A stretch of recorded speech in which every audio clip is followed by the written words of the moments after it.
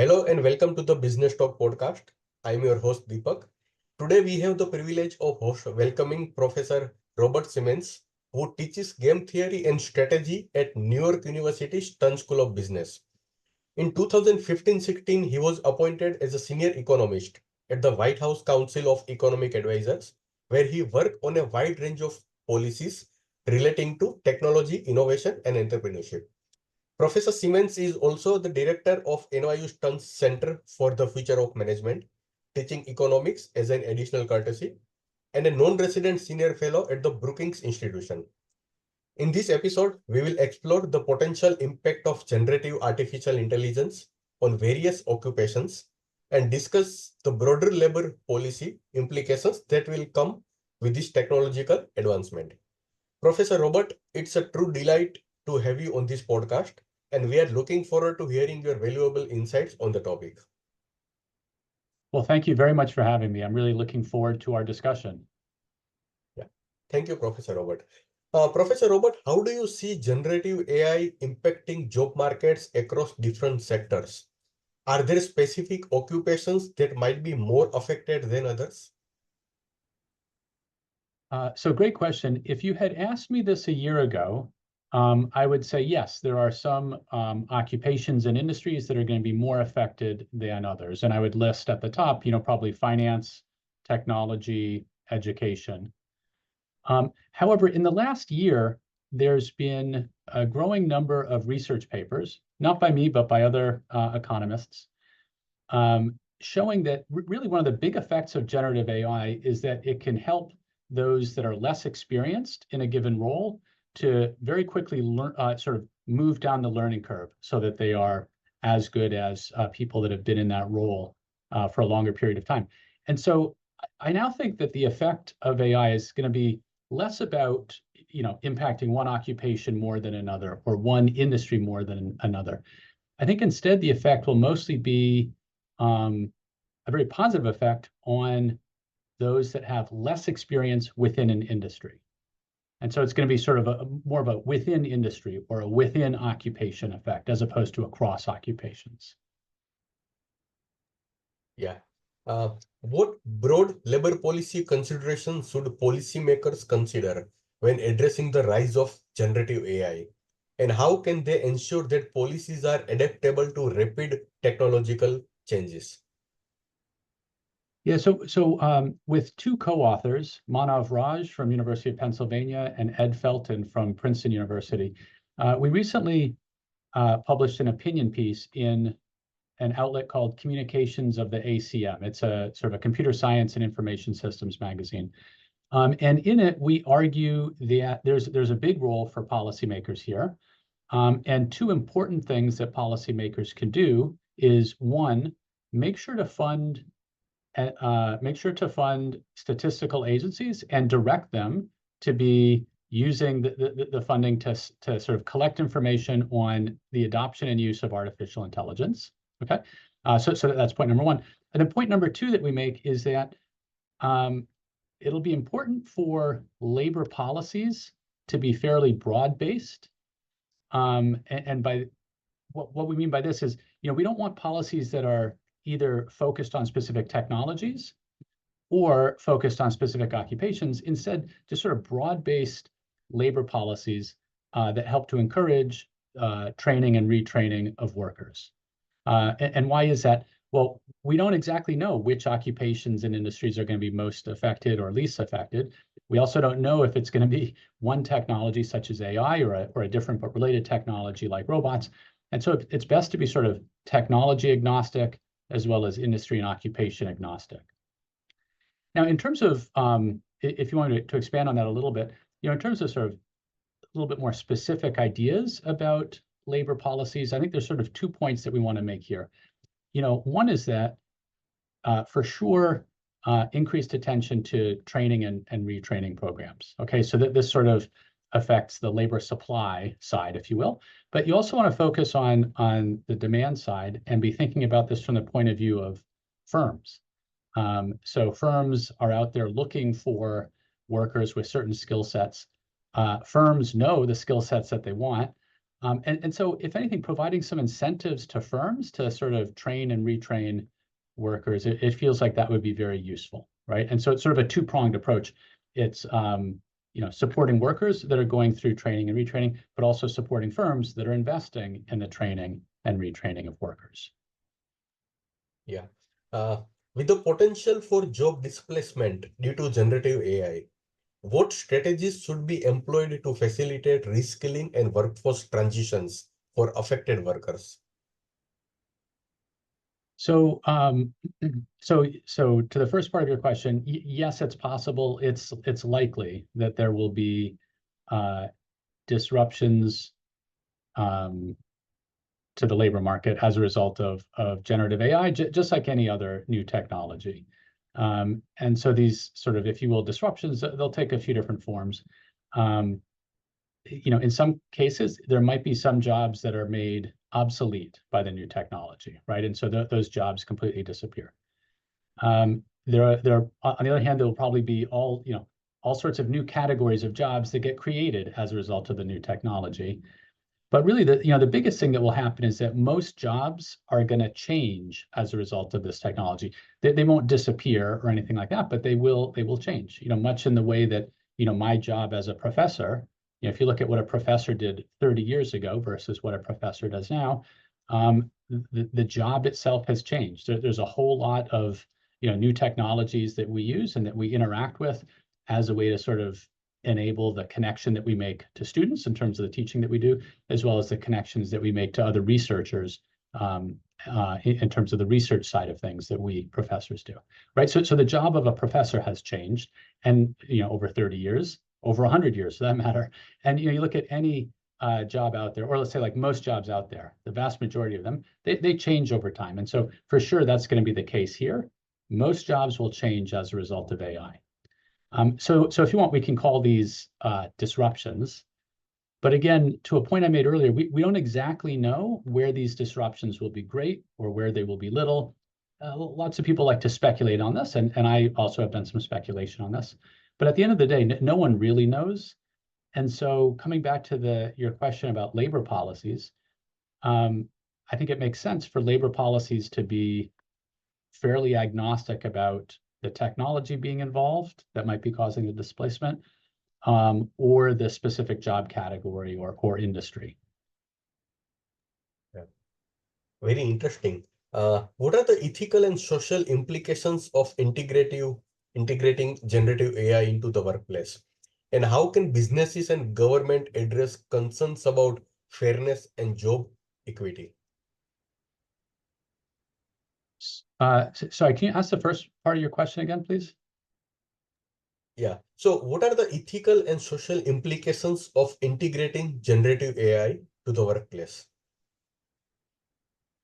Yeah, so this is a great question. And first, I'll be honest, I have not done very much work on, let's call it the ethics of AI. Some of the research that I've done in this space just tries to understand which firms are more or less likely to adopt ethical AI principles and to take ethical actions and things like that. And it turns out that, at least amongst startups, it's the more sort of the higher quality firms end up adopting and taking these ethical AI actions. And so, that's sort of the extent of some of the work that I've done in this space. And there are others that have done, a lot more work on this.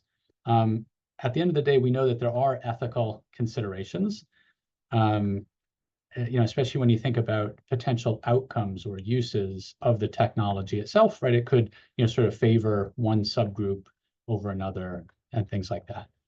I think the only thing I would say here is that I think one of the things that the discussion around ethical AI has made clear to me is that there's lots and lots of evidence that, over the recent, let's just talk about recent human history. Over recent human history, humans make decisions in a biased way. Now, I think if I made that statement, anybody would agree with me and say, yes, we do, right?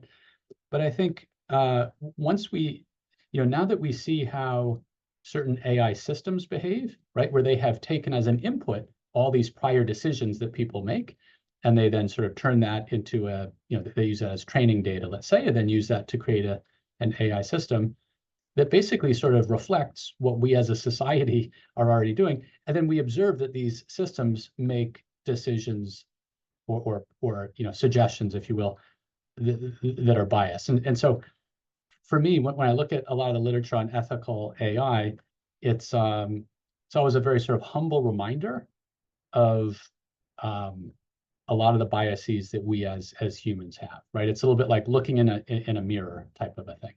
Now, that doesn't quite get to your question, but again, it's because I don't really do research in this area, and so I'm I can speculate a little bit, but I don't have more to say than that.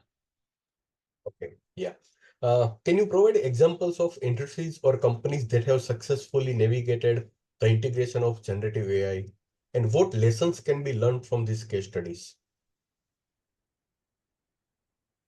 So I don't have examples of specific companies that I can name. I have spoken with a number of companies around integration of AI. And also, I know that's the topic of our conversation is AI, but I also have done work working with companies that are adopting and using robots. And it's interesting. I see, like, in both cases, I see some very similar things arising. And here's what they are. So it's hard to integrate any type of new technology into an existing business process. It is not easy. So I see this with robots and I see this with AI. It turns out that in addition to purchasing whatever the new technology is, again, be it a robot or be it an AI system, there's a whole bunch of additional complementary investments that firms need to make. And what those complementary investments are going to be, that'll vary firm by firm. But it could be additional investments in human capital, could be in terms of training your existing human capital or going out and hiring brand new employees that have the human capital that you want. There could be additional sort of physical assets that need to be purchased. There could be additional digital assets that need to be purchased. And then there's the actual sort of integration of the new technology into the existing processes. And in some cases, having to change the processes so that they can take advantage of whatever it is that the new technology can do. But it's never straightforward and easy. It always takes longer than people imagine, and it's more expensive than people imagine. Now, so this is what I've observed from talking with firms that are going through this. I do want to add, though, that I'm not at all surprised by it. So if you look at the history of new technologies and the adoption of new technologies by firms, this is a really common theme. So there's some great research that was done by a Stanford economic historian named Paul David, and he was looking at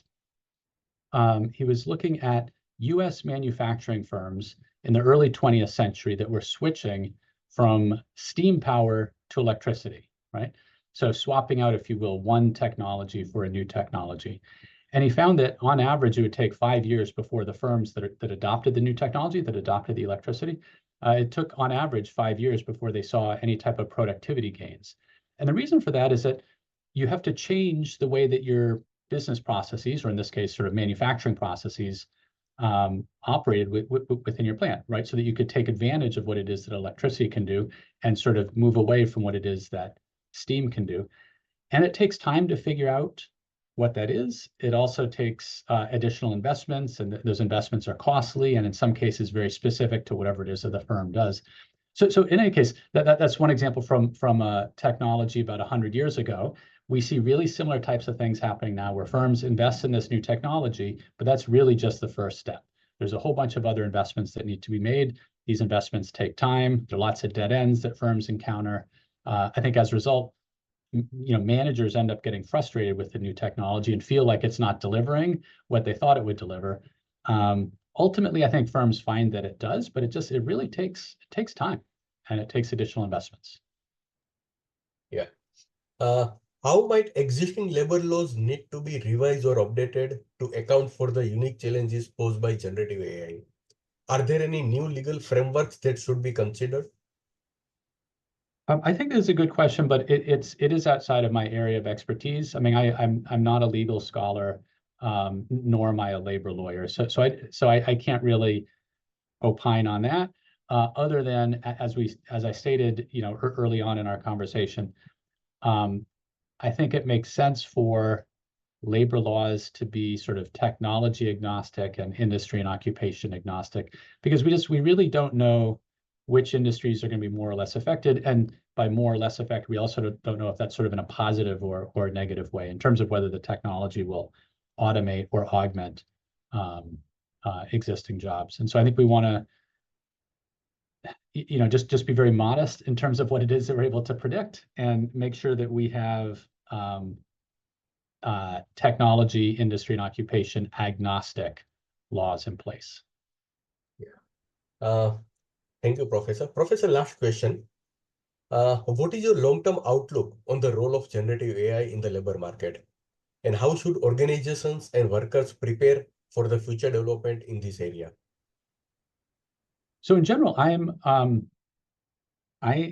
a techno-optimist, and I think that over the long term, this is a technology that certainly can, and I believe will, have on average a positive impact on jobs, on worker productivity, and things like that. There's no question that there are going to be some disruptions that end up displacing some folks. We honestly don't really know like where that will be, but we know that it will happen. So there's some folks that'll be hurt in terms of losing a job or something like that. There are many, many folks that will do well as a result of this. And so what I always like to tell my students and anybody else that wants to listen to what I have to say is, I think we as workers, right, and I'm a worker just like you are, Deepak, we need to lean into the technology a little bit, learn what it is that the technology can do, right? So if we're talking about generative AI, and in my case, like in terms of generative AI, what's most useful to me are large language models. So learning about these technologies, playing around with them, seeing what it is that they can do well, what it is that they can't do well, trying to figure out ways that I can use it to improve the way that I do my work, as well as the way that I do my play, if you will. So often I think we get so focused on how is it that this technology can help me be productive at work, but there's a variety of other uses for the technology as well. So just for example, I have an upcoming trip, vacation with my family, and at the suggestion of a friend, I've been working with ChatGPT to figure out what the itinerary is. So it's not making my work any more productive, but it sure is making what I hope will be some fun, sort of playtime, if you will, with my family to be a little bit more interesting than it otherwise would have been. So again, I think that the broad story here, or the broad recommendation here, is for us all to lean into the technology, to play around with it, see what it does well, what it doesn't do well. And it's not going to go away. And so what are ways that I can use it to make my job and my life better than it already is? Yeah. Thank you, Professor Robert Seamans, for sharing your valuable insights and research on this important topic. Your perspective have shed light on how generative AI might shape the future of work and policy consideration that will crucial in navigating these changes. Listeners, for more information about Professor Robert Seamans' research work, please visit his website listed in the podcast text. Stay tuned for more episodes as we continue to explore key issues shaping the future of business and management. Until next time, this is Deepak signing off from Business Talk. Thank you, Professor Robert. Thank you for having me.